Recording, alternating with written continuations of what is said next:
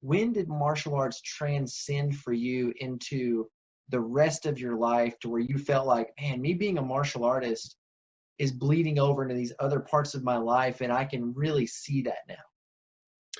No, that's really, I mean, isn't that the key? I mean, you can hang out in a training hall until you're too old to move, and martial arts becomes kind of an escape for some people, I think. You know, life isn't working, got no relationships, can't keep a job, got no money.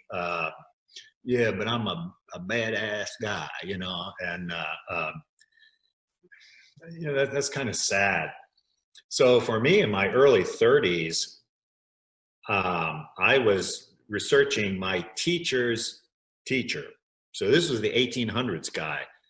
I never met him. He died like a year and a half before I got to Japan in 75. But he was like bigger than life. You know, he was in China in the early 1900s when it was the wild, wild East. And he came back and we're not supposed to say this, but anyway, he had a little run-in with the Japanese mafia. And so he hid out in the mountains for quite a while, and he discovered this spiritual teacher who was living in a cave, you know, in the mountains. And he was studying this thing called Shugendo, which is sort of a blend of some Shinto and imported Buddhism, and just how you live in the world, how you figure things out, how do you work with energies, how do you promote yourself. And I became really fascinated with this.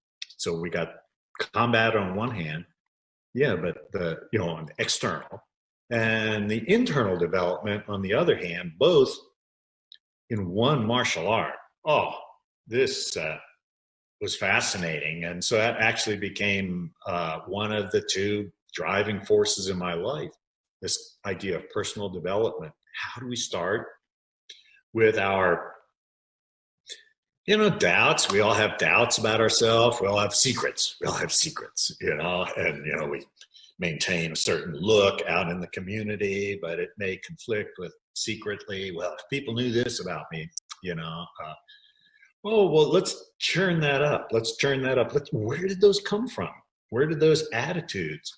Well, obviously, as a small child with your parents and teachers and religious leaders and community, these things all developed.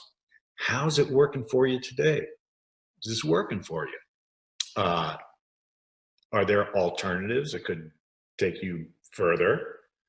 Oh, so I would say that was in my early to mid 30s when that really came home to me.